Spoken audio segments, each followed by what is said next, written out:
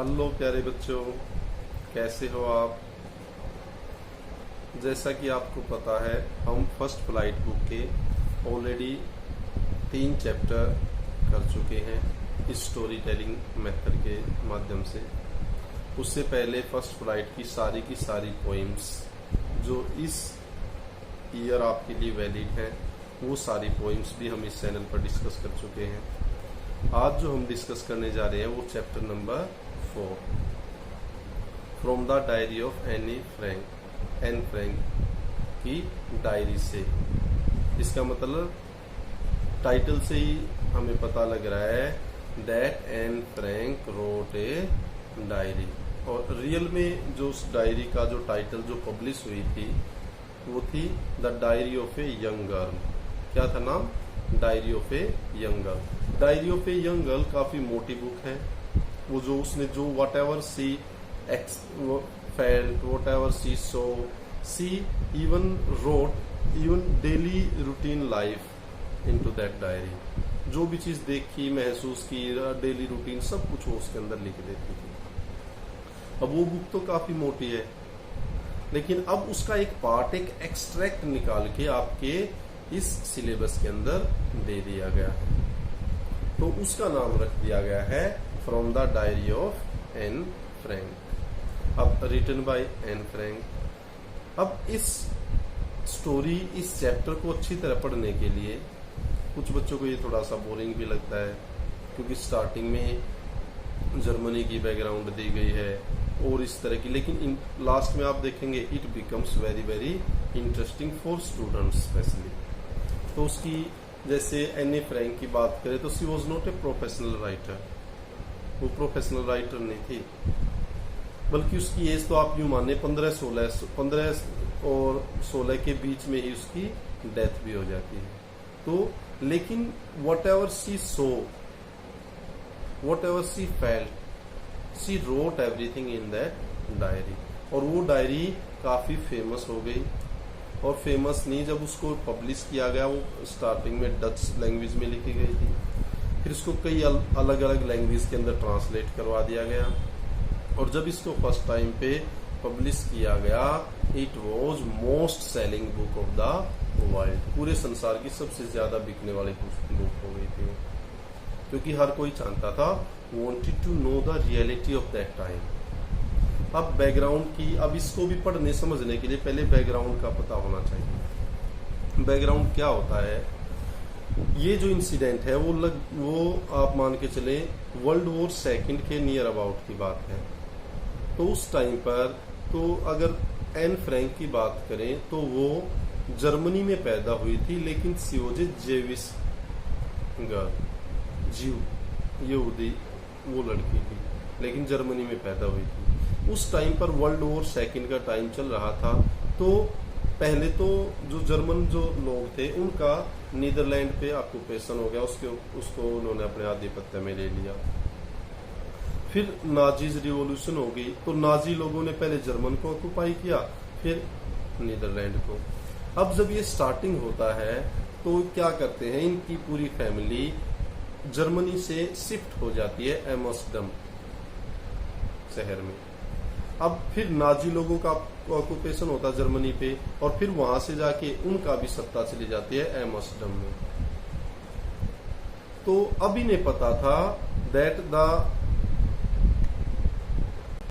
Peoples are being treated very badly. There are so many prosecutions are being laid, punishments are being made. तो इन्होंने Amsterdam के अंदर auto Frank, जो any के father होते हैं, उनका एक ऑफिस होता है। उस ऑफिस के अंदर एनी फ्रैंक, उसके 4 फ्रेंड और उसकी फैमिली अपने आप को हाइड कर लेती है। और अब हाइड करने के लिए आप कितने दिन सोच सकते हो? 2, 4, 6, अब कोरोना में 4-5 महीने में हम थक गए ना। तो उनकी फैमिली पूरा 2 वर्ष तक वहां रहती है, और उसके बाद भी वो वहां रहते, लेकिन जिसने भी उनको मैसेज कन्वे किया उन्होंने उसको बिट्रे कर दिया, चीट कर दिया, धोखा दे दिया। कि बाहर सब कुछ नॉर्मल है। अब जब वो बाहर जाते हैं तो दे आर प्रोसिक्यूटेड, उनको पकड़ लिया जाता है और दे आर पनिश्ड और उस कैंप में रखा जाता है। अब उस कैंप में क्या है, they are treated very badly और उसी टाइम पर उनको वहां पर जो अपनी एनी फ्रैंक है उसको बीमारी हो जाती है टाइफस रोग और उससे वो वहीं पे मर जाती है। तो एज काफी कम, लेकिन जो चीज अब वो एक्सप्रेस करती थी कैसे हैबिट हुई, उसके पेरेंट्स ने उसको लगभग उसका 13 बर्थडे होता है, 13वां जब बर्थडे होता है तो उसको गिफ्ट में एक डायरी देते हैं। अब जब डायरी देते हैं वैसे तो वो कहते हैं कि उसकी जो आंट्स थी दे और वेरी लविंग, उसकी सिस्टर भी होती है मार्गोट, उसके पेरेंट्स भी अच्छे हैं उसके प्रति, ग्रैंड मदर भी होती है, लेकिन वो सी wants A true and real friend. और उस ट्रू एंड रियल उसकी एज का कोई नहीं होता है जिसको अपने दिल की चीजें हर चीज बता सके। तो फ्रेंड ना होने के कारण वो क्या करती है, हर चीज अपनी डायरी में लिखना स्टार्ट कर देती है। जब स्टार्टिंग में लिखती है तो फिर उसको यूं होता है जब मैं हर चीजें इसके साथ शेयर करती हूँ तो मैं इसका क्यों ना कोई नाम रख लूं ताकि मेरे को लगे that she is my real friend. और अब उस अपनी डायरी का नाम रख देती है किट्टी, KITTY। इतना समझ में आ गया सबकी। फिर वो ये भी कहती है कि paper has more patience than people, कि जो पेपर होते हैं ना उनके अंदर ज्यादा धैर्य होता है, ज्यादा पेशेंस होता है in comparison to human beings, मानवों के बजाय। फिर उसके बाद क्या होता है, अपनी हर छोटी इंसिडेंट भाई उसकी जो सिस्टर होती है मार्गोट, वो उसके बताता है भाई उसके फादर जो हैं वो लगभग 36 की एज में उन्होंने शादी की, उसकी मदर की एज उस टाइम पर 25 थी। अब ये चीजें भी आप याद रख लें, जब आप स्टोरी सुनेंगे तो आपको हर चीज पता लग जाएगी जो उस चैप्टर के अंदर है और थी, इसलिए इसको ध्यान से सुने। फिर दूसरी इसी के साथ जो वीडियो है वो रिटर्न में भी आपको इम्पोर्टेंट सारी चीजें बताता हूँ।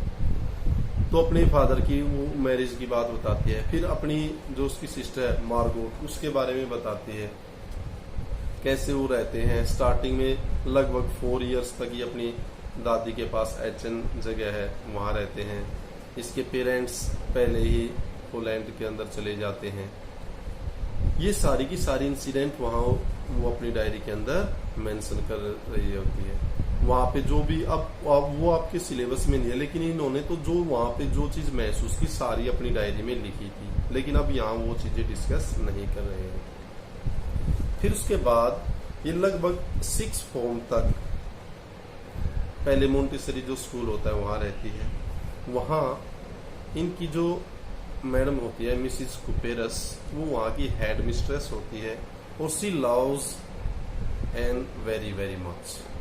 और यहाँ तक कि जब फेयरवेल होती है इसको वो जगह छोड़नी पड़ती है, अब दूसरी जगह शिफ्ट होना है, तो दे वेप बिटरली, बुरी तरह से। और वो जब उसका फेयरवेल होती है तो it was heart breaking farewell, दिल को दहला देने वाली ब्रेक। इसका मतलब मिसिस कुपेरस और एने एक दूसरे को इतना ज्यादा प्यार करते थे, लाइक करते थे दोनों, वो हेड मिस्ट्रेस और ये स्टूडेंट।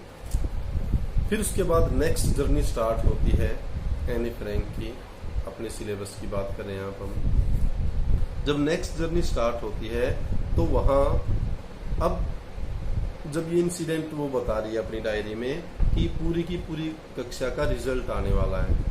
अब रिजल्ट आपको भी पता है, हमें भी पता है और दूसरों को भी। तो रिजल्ट के टाइम पे क्या होता है, चाहे आप इंटेलिजेंट है, चाहे पक्का पास होने वाले हैं, लेकिन there is always a fear, haunting experience you face. अब सारे बच्चे they are trembling, they are full of fear, what is going to happen next. अब कोई उसमें इंसिडेंट में बताया गया है, कुछ बच्चे बेट कर रहे हैं मेरे ये पास हो जाएगा, वो नेक्स्ट में जाएगा, वो नहीं जाएगा। अब एन फ्रैंक अपने बारे में बताती है that she is very, every teacher is very nice to her, कि हर अध्यापक उसके साथ अच्छा व्यवहार है सिवाय एक टीचर के, और उसको डाउट भी है। वो कौन सा टीचर है, मैथ का टीचर है, और मैथ का, और उसका नाम क्या है, मिस्टर किसिंग, KEESING। अब मिस्टर किसिंग क्या है, OG teacher is, OG old fashion आप कहते थे, ओल्ड ओगी मैथ्स टीचर। और वो अब एनी को वो पसंद नहीं था, और जो आपने ट्रेडिशनल टीचर देखे हैं वो क्या है, बच्चों के साथ मिक्सअप भी नहीं होते और they behave rudely in front of the students. अब जब इसको भी अच्छा नहीं लगता है तो अब एन के अंदर she has developed a habit of talking much in the class, कि वो ज्यादा कक्षा में बैठती है, चटर चटर चटर ऐसे बोलती है। अब वो टीचर डांटता है, रोकता है, फिर वो चटर चटर। अब जब वो परेशान हो जाता है तो अब वो उसको कहता है कि भाई कल आप जो होमवर्क करके लेके आएंगे ना, उसके साथ साथ आप एक एस्से लिख के लेके आएंगे। एस्से किस चीज के ऊपर, ए चैटर बॉक्स। चैटर बॉक्स पता है ना, अब जो बच्चा या लड़का लड़की ज्यादा बोलते क्या कहते हैं, चैटर बॉक्स है, चट चट चट चट चट ऐसे जबान चलती है। तो अब उसको कह देता है, क्योंकि कमेंट कर रहा है वो टीचर उसके ऊपर, तो कह देता भाई चैटर बॉक्स के ऊपर लिख के लेके आओ।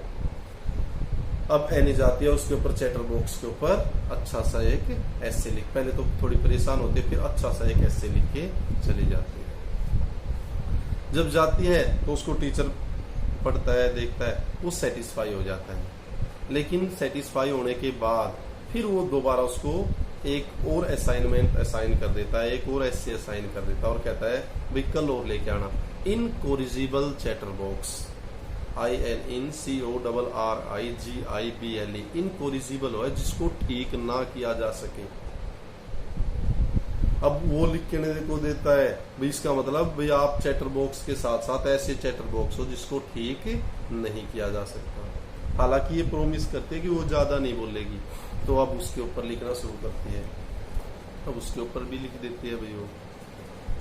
अब उसमें ये कहती है भाई ये इनहेरिटेंस में चीजें मिली हुई हैं, इसमें मेरा कसूर नहीं है, मेरी माँ भी इतनी बात करती है, और माँ जब इतनी बात करती है तो अब मेरे अंदर भी गुण है, और जो चीजें आपको विरासत में मिली हुई है उनको आप मेंड नहीं कर सकते।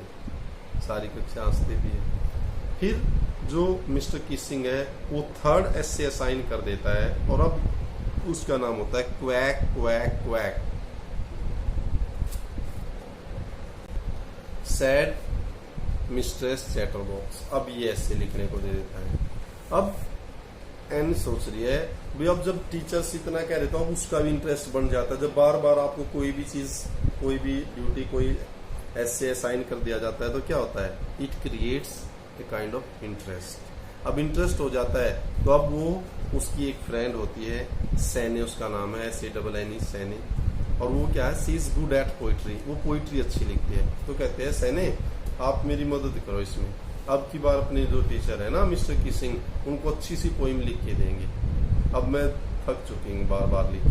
अब वो पूरी सोचते हैं और वो वर्स के अंदर, पोइट्री सेक्शन के अंदर उस पोइम को लिख देते हैं। अब जब वो पोइम लिखते हैं तो अब टीचर तो क्या है, जाएगा और उसको कक्षा में सुनाएगा। अब ये जो पोइम वो लिख रही है, जो लिख रही है उसमें क्या है, एक मदर डक होती है, बत्तख जिसको आप कहते हैं, एंड फादर स्वान, स्वान हंस जिसको कहते हैं, दो हो गए। और उसके साथ साथ उनके 3 छोटे बच्चे होते हैं, और जो बत्तख का जो बच्चा होता है उसको कहते हैं डकलिंग्स। तो उनके 3 बच्चे बत्तख के बच्चे होते हैं। और अब ये क्या है, they are beaten to death, वो बिल्कुल इतने पीटे जाते हैं कि मरने को हो जाते हैं उसके पापा के द्वारा। क्यों पीटा जाता है, क्योंकि वो ज्यादा बोलते हैं। वो अब बत्तख कैसे बोली, क्वैक क्वैक क्वैक, यही तो कहा था उन्होंने टाइटल। तो कह रहा है वो डक होती है, उसका फादर स्वान है, और वो उन बच्चों को इतनी पिटाई करता है कि वो मरने को हो जाते हैं, केवल इस कारण से कि वो क्वैक क्वैक क्वैक क्वैक ऐसे ज्यादा करते रहते हैं। अब जब ये सारी चीजें होती हैं, अब मिस्टर किसिंग ने इस जोक को, अब उसने लिखा तो ये मिस्टर किसिंग, अब मिस्टर किसिंग उसका वो पास उड़ाना चाहता था, लेकिन उसने उसको इंटरप्रेट कर दिया, ये है किसके लिए, मिस्टर किसिंग के लिए। लेकिन ये तो अच्छा होता है, मिस्टर किसिंग उसको अलग तरीके से ले लेता है और इतना प्रभावित होता है, इतना इम्प्रेस्ड होता है कि वो जाकर के हर कक्षा में जाके उनकी कक्षा में उसको पढ़ता है, फिर दूसरी कक्षा में जाके पढ़ता है, और अब ही एंजॉयज, और अपने कॉमरेड्स, अपने कंपेनियंस को भी बताता है देखो कितने अच्छे। और अब वो, और अब उसके जो बिहेवियर है व्यवहार है उसमें भी इतना चेंज हो जाता है। Now he has started to make jokes. अब वो पहले कक्षा में बिल्कुल बोरिंग तरीके से, पहले मुश्किल सब्जेक्ट, वैसे ही मैथ और फिर वैसे भी स्ट्रिक्ट, तो इंटरेस्ट खत्म। लेकिन अब क्या परिवर्तन आ गया है उसमें कि अब वो कक्षा में जाता है, अब जोक्स सुनता भी है और सुनाता भी है। इसका मतलब उसका बिहेवियर कैसा हो गया है? Jovial, friendly, amiable, amicable. तो ये स्टोरी है एनी फ्रैंक की और यहीं पे आपका चैप्टर क्लोज हो जाता है। आशा करता हूँ पूरी स्टोरी आपको अच्छी लग गई होगी। अब इसके मेन पॉइंट्स, मेन डिटेल आपको कॉपी पर समझा रहा हूँ, तो आइए मेरे साथ। Keep on enjoying, keep on learning, stay at home. Thank you, thanks a lot. तो बच्चों आओ और चलते हैं।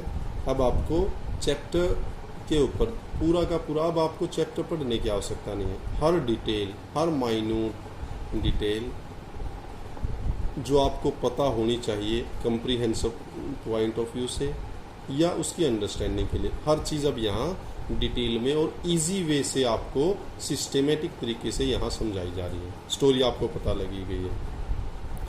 स्टार्टिंग में from the diary of Anne Frank by Anne Frank, ये चैप्टर का नाम है और ये एन फ्रैंक राइटर का नाम है। Clear?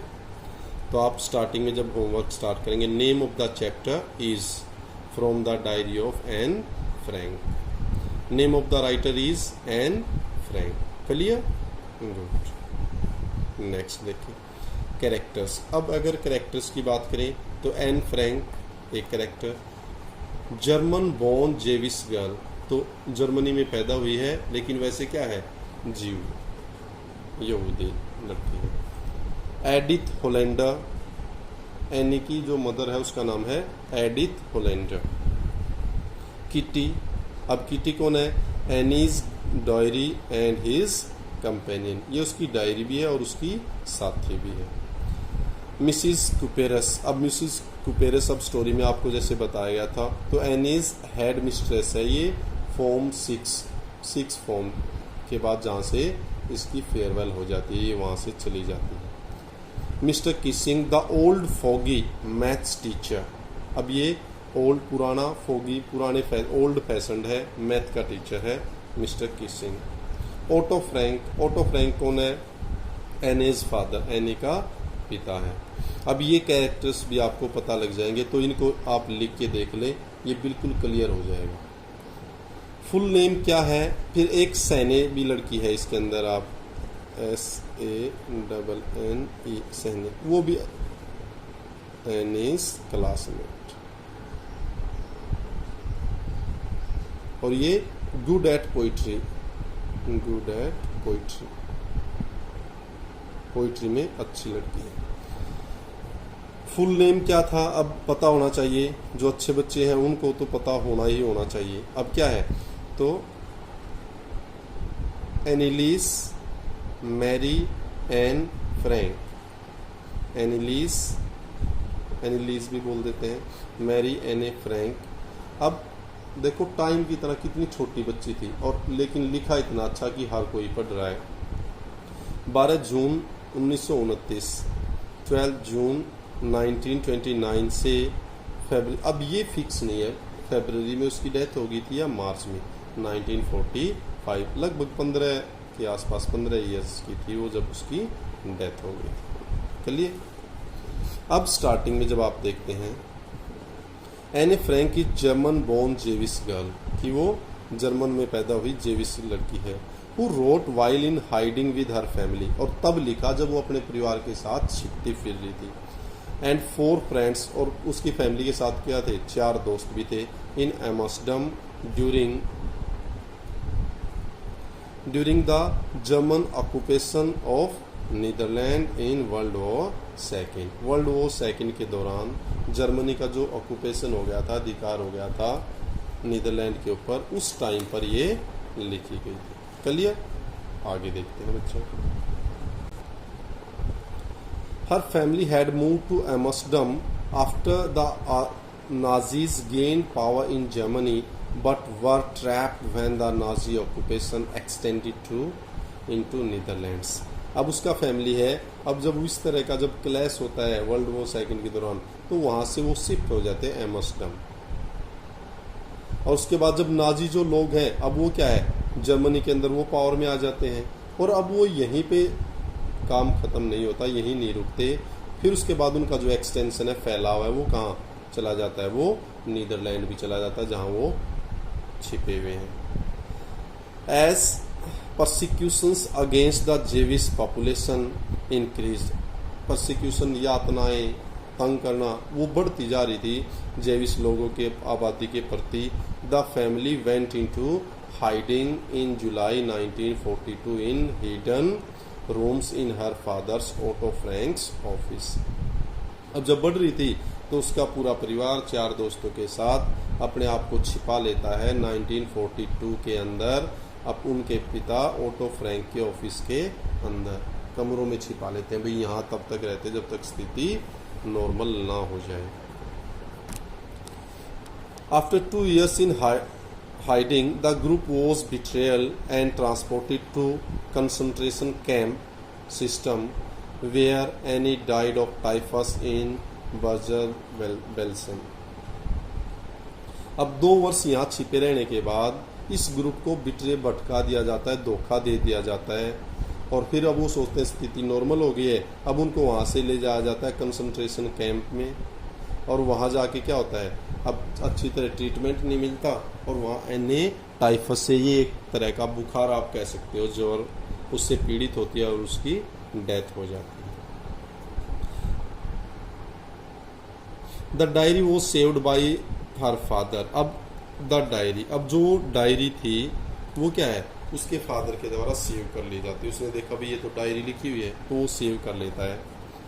It was a unique record, और ये एक जबरदस्त रिकॉर्ड था, ये किसी के पास नहीं था ओरिजिनल, क्योंकि उसको किसी का भय नहीं था, आराम से लिखती थी अपने घर। It was published in English under the name, और इंग्लिश में इसको पब्लिश किया गया और इसका नाम रखा the diary of a young girl. अब ये असली जो रियल बुक है वो है diary of a young girl Anne Frank की, और उसमें से एक पार्ट, एक एक्सट्रैक्ट आपके सिलेबस में दे दिया है, जिसका नाम लिख दिया है from the diary of Anne Frank. समझ में आ गया बच्चों? इतने बिल्कुल क्लियर। आगे बढ़ते हैं। The diary was given to Anne Frank for the, और कब दी गई थी, for her 13th birthday and chronicles the events of her life from 12 June 1942 until its final entry 1 August 1944। इसका मतलब दी गई थी 13वें बर्थडे पे, और फिर कह रहा है उसके लाइफ की एक क्रमवार इवेंट्स, घटनाएं हैं, कहाँ से, 12 जून 1942 से लेकर के, और इसकी फाइनल जो एंट्री थी वो 1 अगस्त 1944 तक थी। इसका मतलब इस ड्यूरेशन में जितनी भी घटनाएं हुई, एनी फ्रैंक ने हर चीज अपनी डायरी में मेंशन की। It was eventually translated into its original Dutch into many languages. फिर इसको क्या है, ट्रांसलेट कर दिया गया, इसका अनुवाद कर दिया गया। अब मेनली लिखी किस लैंग्वेज में गई थी, डच, और उसको अलग अलग भाषाओं में ट्रांसलेट कर दिया गया। And became one of the world's most widely read books, और ये विश्व में सबसे ज्यादा पढ़ी जाने वाली बुक्स में से एक हो गई, अर्थात सबसे ज्यादा पढ़ी जाने लगी। And starts writing a diary at the age of 13, वो पता लग गया 13th बर्थडे पे मिली थी, तभी से इसने लिखना स्टार्ट कर दिया था। To get all kinds of things off her chest, अभी आपकी बुक में से यूं का यूं है कि लगभग 13 की एज में उसके दिल में जो चीजें थी ना, सारी चीजें बाहर निकालने के लिए, अर्थात एक मन में गुबार कोई ना रहे, तो हर चीज वो एक्सप्रेस करना चाहती थी, इसलिए उसने डायरी लिखना स्टार्ट कर दिया। उसके लिए क्या था, paper has more patience than people, कि कागज के अंदर आदमी से, इंसानों से ज्यादा धैर्य होता है। अब इन कागज में आप कुछ लिखो, कुछ कहो, वो कुछ कहेगा नहीं। इंसान ऐसे सुनेगा, बहुत बार वो कहेगा नहीं नहीं ऐसे नहीं है, आर्ग्यूमेंट करेगा। अब डायरी आर्ग्यूमेंट करेगी नहीं, तो इसलिए उसको लगता है paper has more patience. She has no friends to play with her, कोई उसके साथ उसका साथी भी नहीं है कि वो उसके साथ खेल ले। तो क्या करती है, सो सी मेक्स हर डायरी हर कंपेनियन और फ्रेंड, इसलिए अपनी डायरी को अपना साथी दोस्त बना लेती है। Although she has a family, हालांकि ये नहीं है भाई उसका फैमिली ही ना, उसकी फैमिली भी है। लविंग आंट्स, प्यार करने वाली उसकी चाचियाँ भी हैं। एंड गुड होम, अच्छा परिवार भी है। But she doesn't have a real friend और ट्रू फ्रेंड, लेकिन दिक्कत क्या थी कि उसका जो असली होना चाहिए एक वो फ्रेंड जिसको हर चीज़ एक्सप्रेस कर सके, उसकी उसको कमी फील होती है, इसलिए वो डायरी को अपनी फ्रेंड बना लेती है। आगे देखते हैं। सो सी स्टार्ट्स ए डायरी, इसलिए डायरी स्टार्ट कर देती है। Now C calls her diary by name, और नाम रख देती है। अब आपका फ्रेंड नाम रखते हो ना, तो उसका नाम रख देती है वो किट्टी। इनको स्पेलिंग याद भी करनी है, लिख भी ले साथ साथ।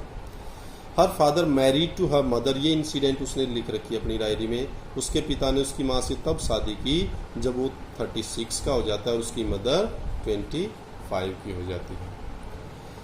जो उसकी बहन सिस्टर जो है Margot, was born in Frankfurt in Germany in 1926। अब उसने अपनी सिस्टर के बारे में भी लिख रखा है कि उसकी जो बहन मार्गोट थी वो 1926 में जर्मनी में पैदा हुई थी। शी वॉज बोर्न ऑन 12 जून 1929। अगर एन की बात करें तो वो कब पैदा हुई थी, वो 1929, इसका मतलब 3 साल बाद पैदा हुई थी अपनी बहन से। वो कितनी छोटी है, 3 इयर्स। कितनी है, 3 years. She lived in Frankfurt until she was 4, और जब तक 4 साल की होती है तब तक वो फ्रैंकफर्ट जहां मार्गोट पैदा हुई थी वो वहीं रहती है। हर पेरेंट्स इमिग्रेटेड टू हॉलैंड इन 1933, इसका मतलब जो 4 साल तक वो रहती है उसके पेरेंट्स कहाँ चले गए थे, 1933 में हॉलैंड में। She and her sister Margot stayed with their grandmother in Aachen. अब वहाँ एचन जगह है, देश का नाम है वो, प्रदेश उसका नाम है सिटी का, तो वहाँ वो रहते हैं लगभग 4 साल तक। Then Margot went to Holland in December and Anne followed in February. फिर मार्गोट बड़ी सिस्टर जो उसकी बहन है वो पहले चली जाती है हॉलैंड दिसंबर में अपने मम्मी पापा के पास, और एन जो है वो फरवरी में फॉलो करती है, अर्थात वो भी अपने पेरेंट्स के पास ही चली जाती है। कलिए है बच्चों, आगे बढ़ते हैं। पहले शिफ्ट होते हैं उसके पेरेंट्स, फिर उनको धीरे धीरे उन दोनों को भी अपने पास बुला लेते हैं। In the 6th form her teacher was Mrs Kuipers. अब ये इंसिडेंट भी उसने नोट कर रखी है कि जब वो 6th फॉर्म में होती है तो उसकी जो टीचर होती है मिसिज कुपेरस, ये हेड मिस्ट्रेस होती है मोंटेसरी स्कूल की। तो ये दोनों एक दूसरे को अत्यधिक लाइक करती है। वो एज ए स्टूडेंट उसको ज़्यादा पसंद करती है, उसकी हेड मिस्ट्रेस, और ये उसको। तो जो उनका फेयरवेल होता है at the end of the year, they were both in tears, पूरी तरह से आंसू बारे, क्योंकि वो अपनी स्टूडेंट सबसे प्यारी स्टूडेंट मानती है और ये उसको टीचर सबसे अच्छी मानती है। तो it was a heart breaking farewell, ये दिल को तोड़ देने वाला, दिल को दहला देने वाला विदाई या फेयरवेल होता है। One more incident is there, एक और क्या है वो जो मैंने बताया था, रिजल्ट टाइम है पूरी क्लास के अंदर। Is the whole class is about to get their result, उनको अपना रिजल्ट मिलना है। And was not sure about her maths, अब और में तो कन्फर्म है उसको, उसकी डीलिंग भी अच्छी है सारी चीज़ें, लेकिन अब उसको थोड़ा सा भय लगता है मैथ के अंदर। She is well with all 9 teachers, जो सारे 9 टीचर हैं सबके साथ उसकी अच्छी डीलिंग है।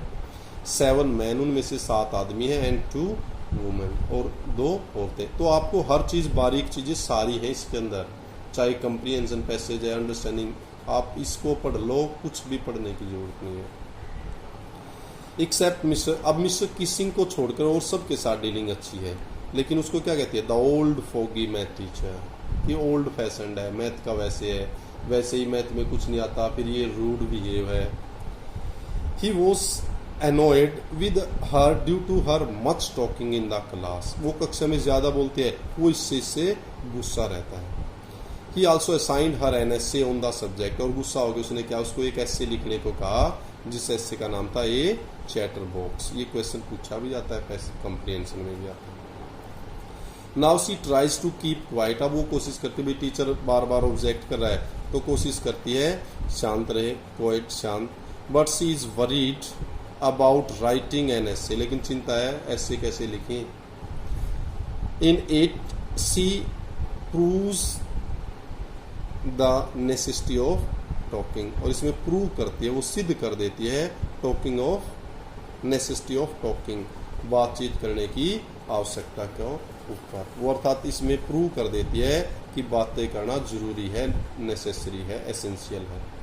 अब देखते हैं आगे। नेक्स्ट, सी राइट्स 3 पेजेस, अब वो 3 पेज का एस्से लिख देती है। मिस्टर किसिंग सीम्स सेटिस्फाइड, वो लगभग उससे संतुष्ट हो जाता है। She argues that talking is a student's trait, कि बोलना तो बच्चे का गुण है, स्वभाव है। I would try to keep it under control, लेकिन फिर भी आप कह रहे हो तो मैं इसको नियंत्रण करने का प्रयास करूंगी। But I would never be able to cure myself, लेकिन मेरा इलाज नहीं हो सकता। क्यों नहीं हो सकता? ऑफ द हैबिट, इस आदत से। Since my mother talked as much as I did, कि जितनी मैं बात करती ना उससे ज़्यादा मेरी मदर बात करती थी। इसका मतलब क्या है? विरासत में मिला हुआ है, इसलिए मैं अपना इलाज नहीं कर सकती, लेकिन कोशिश करूंगी इसको कंट्रोल करने का। So you can't do about inherited traits, जो आपको विरासत में मिले जो गुण हैं उनके बारे में आप कुछ नहीं कर सकते। ही लाफ्ड मच, अब टीचर है वो बहुत हंसा इस चीज़ के ऊपर। But he assigned me a second essay, लेकिन अब वो बता रही है कि उसने मेरे को दूसरा एस्से लिखने को दिया, और वो क्या है? An incorrigible chatterbox. Incorrigible, जिसको ठीक ना किया जा सके, जिसको सुधारा ना जा सके, वो चैटर बॉक्स। देन थर्ड ऐसे, फिर तीसरा लिखने को दे देता है। क्वैक क्वैक क्वैक, ये बत्तख बोलने की आवाज है, quack quack. Sad mistress chatter box, कि मिसिस चैटर बॉक्स ने कहा, मिस्ट्रेस ने, क्वैक क्वैक क्वैक। अब इस पे द होल क्लास रोयड, अब इस पे पूरी दहाड़ मार के हंस पड़ी पूरी class. She had to laugh, उसको भी हंसना पड़ा। अब इसके ऊपर भी वो कुछ ना कुछ लिखेगी, वो देखेंगे। Now she tries to come up with something else, something original, और अब जब वो 2 या 3 लिख देती है, अब वो चाहती है कि कुछ ना कुछ बिल्कुल ऐसा लिखूं ओरिजिनल। जब लिखना पड़ गया तो जबरदस्त लिखती हूँ। Anne is friend Sanne who is good at poetry offers to help her, और उसकी जो दोस्त है सैन, वो उसकी मदद करने को तैयार हो जाती है। और उसकी क्या क्वालिटी है कि वो पोइट्री बहुत अच्छी लिखती है। अब वो मदद करती है। अब देखो क्या होता है, तो अब वो क्या करते हैं कि बिगिनिंग टू एंड, कि शुरू से अंत तक पोइट्री में ही लिखेंगे इसको। Now see makes sure the joke would be on him, अब वो ये पक्का यकीन करते हैं कि जोक उसके ऊपर ही होगा। It is a beautiful poem, और ये पोइम एक सुंदर पोइम है। It is about a mother duck and a father swan, अब ये पोइम किसके बारे में है? एक मदर डक है, एक फादर है, और वो हंस है, वो बत्तख है। उनके 3 बेबी डकलिंग्स, बत्तख के बच्चे को डकलिंग्स बोलते हैं, कि एक मदर होती है डक, फादर स्वैन, और उनके 3 बच्चे होते हैं। Who were beaten to death by the father, और पिता के द्वारा वो लगभग इतने पीटे जाते हैं कि मरने को हो जाए, क्योंकि दे क्वैक टू मच। और रीज़न क्या होता है? वो ज़्यादा क्वैक क्वैक क्वैक ऐसे करते हैं। Luckily mister Keesing took the joke the right way, लेकिन ये तो अच्छी वो खुशकिस्मत थी, लकी थी, भाग्यशाली थी कि मिस्टर किसिंग ने इसको गलत तरीके से नहीं लिया, बल्कि पॉजिटिव तरीके से लिया। He read the poem to the class, उसने इस पोइम को क्लास में भी रेड किया। एडिंग हिज ओन कमेंट्स, खुद के कमेंट ऐड किए। And to several classes as well, और दूसरी क्लासों में भी इसको सुनाया। Since then I have been allowed to talk, और उसके बाद उसने इसको अलाउ कर दिया कि आप कक्षा में बोल सकते हो। इसका मतलब समझ में आ गया उसको भी, बच्चे बोलेंगे ही। Mr Keesing always now makes jokes these days, और पहले नहीं वो करता था, अब आजकल वो जोक सुनाता भी है, सुनता भी है कक्षा के अंदर। और ये चीज़ें लिखी एन फ्रैंक। क्लियर है भाई? बताओ। आशा करता हूँ आपको ये स्टोरी अच्छी लगी होगी। पूरा प्रयास किया गया है हर चीज़, हर डिटेल, हर पॉइंट ऑफ व्यू से आपके सामने लाने के लिए और आपके लिए यूजफुल बनाने के लिए। Thank you, thanks a lot. Stay at home, keep on enjoying, keep on learning. Thank you. Thanks a lot.